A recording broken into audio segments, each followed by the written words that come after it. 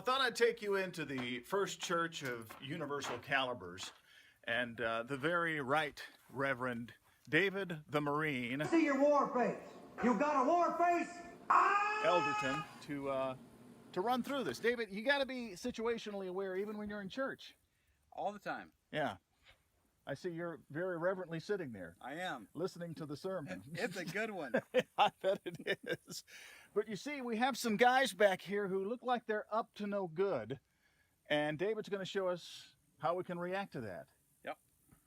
So our sermon's going on, and yea, verily, thereunto I...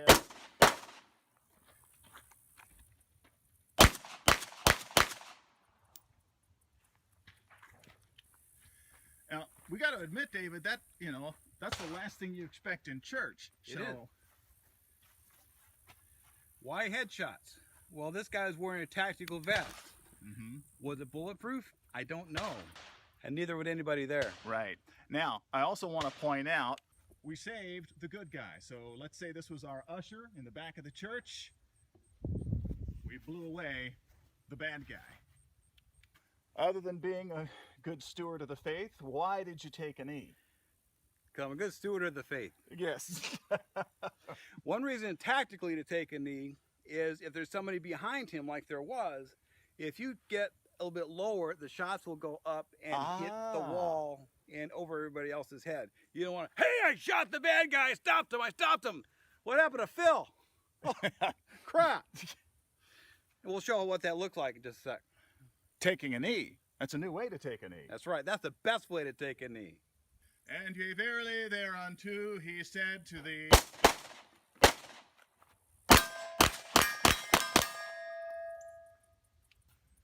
Good throat shots on the bad guy. I'm afraid we took Phil out. Phil's not too happy. No. So it did make a big difference as the angle of fire. Angle of fire really matters. When you have crowds, one of the things I gathered in reading about the scenario in Nashville is the assailant didn't really know too much about what he was doing. He apparently didn't know a whole lot. He just bought the guns and thought he would go out and cause some mayhem. And a lot of times, is that the case? It is the case. Yeah. And anything you can do to disrupt their thinking, like throw a hymn book at them. If your first awareness of something going on is shots in the sanctuary, well, look, see what's going on, and get out of there. Or maybe throw a hymn book at him. Yeah. Another thing is, what if he has a jam? Well, what's the jam look like? Well, here's something what it looks like. You have a case right here. Stovepipe. If you were to see that in the bad guy's hand, and he's going like this, trying to make it go off, he doesn't know he's got a jam yet. He can't shoot anybody like this. Yeah. That might be a good time to rush him and take him down. The other thing is, he's at slide lock. Right, and it's open. He's empty. Mm-hmm. Well, maybe he has another magazine. He did have some spares. Well, how long is it going to take him to get? He can't shoot anybody like this either. Yeah. To dig out his magazine to do a reload. How long is that going to take? Well, maybe we could find out.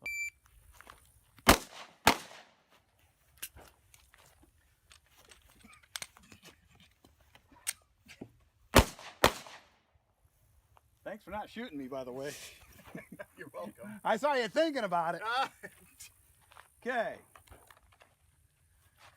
Reload was 6 3/4 seconds. Almost 7 seconds for that reload.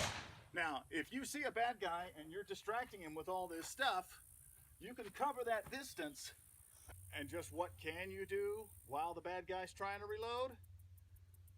Let's see.